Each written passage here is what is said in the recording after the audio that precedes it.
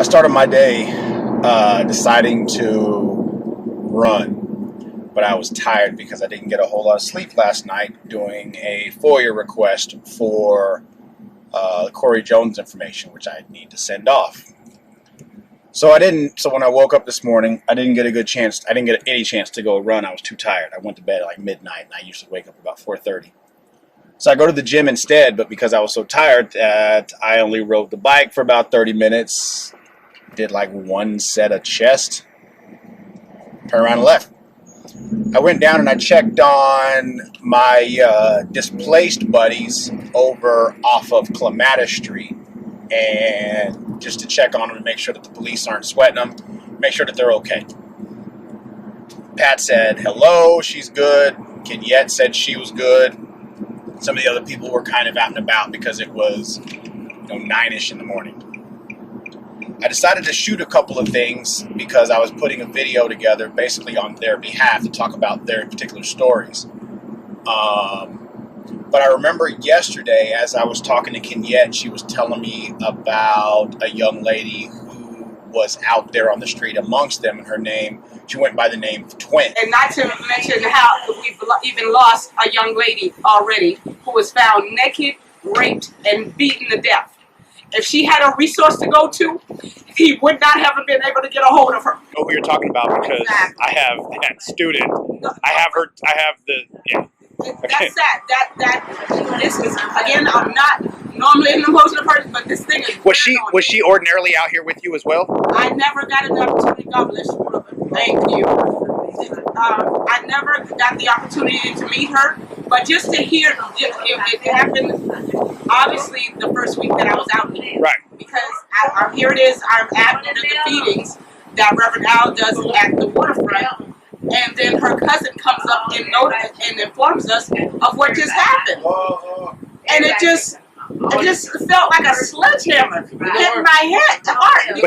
But she was ordinarily out here with you. The ones that are more familiar to her know of her very well. Right. Says she was a sweet young lady. Right. And even if that's not even the point. The point is she was somebody's daughter. Right. She was somebody's sister. She is us. We are her. That's the problem. We're not seeing each other for the family that we are. Okay, now I have a connection to Twin. I've got a family member of hers in one of my classes. Okay, really good kid. He's got family stress issues or whatever, but he's a good kid. And as I was just driving through the area, I stepped out and started taking some video right behind the school. And I had a good general idea as far as where it was. I didn't know the specific spot. And as I'm out there, there was a lady who comes pulling up. I'm not going to say her name just in case somebody sees this and puts two and two together or whatever to say who it was. But anyway, this lady comes up, really, really nice lady. And she was riding her bicycle, and me and her started talking, and she says, "Are you over here for Twin?" Threw me right off, because that was kind of why I was over there.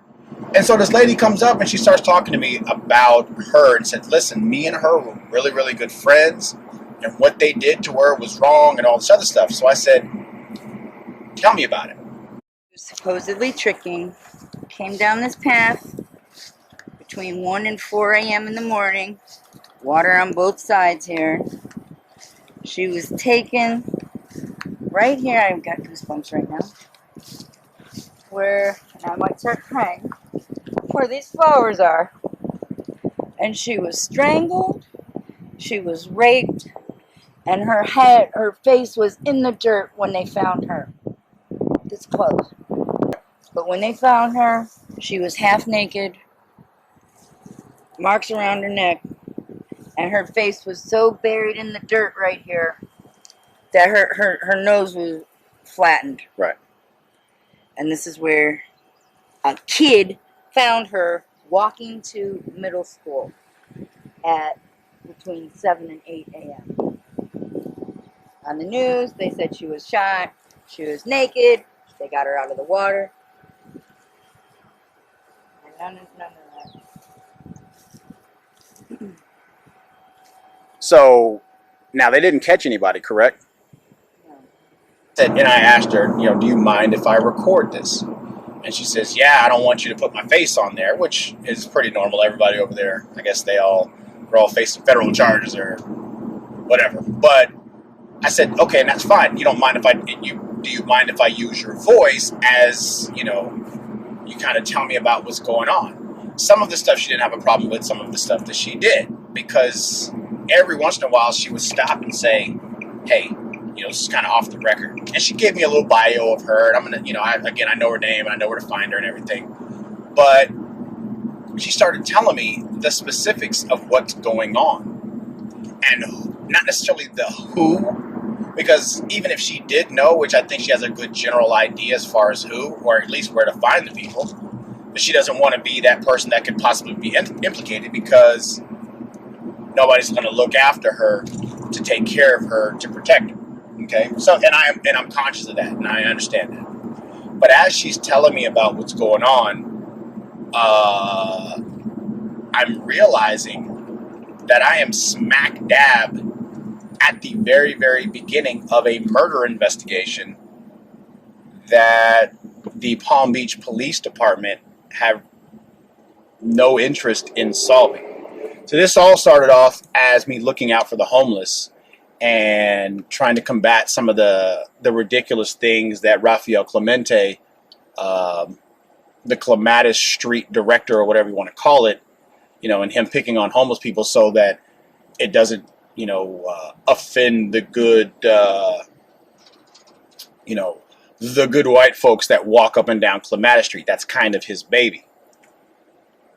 But her murder and the issue, her rape and murder, and the issues that all of the other homeless people down there are facing, they're all interrelated. They're all interconnected.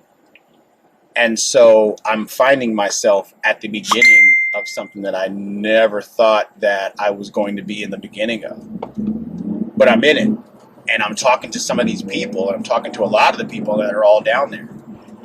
And so I think being what and who I am, not that I'm anybody special, but being an attorney, being a person who's trying to look out for the neighborhood and help some of these people, well, if I think that I would end up being kind of an ass and a self-promoting douchebag type person if I only look at one aspect of what's going on and not try to use whatever it is that I can do or use to try to help find out who in fact killed and raped Twin. So that's what I'm going to do.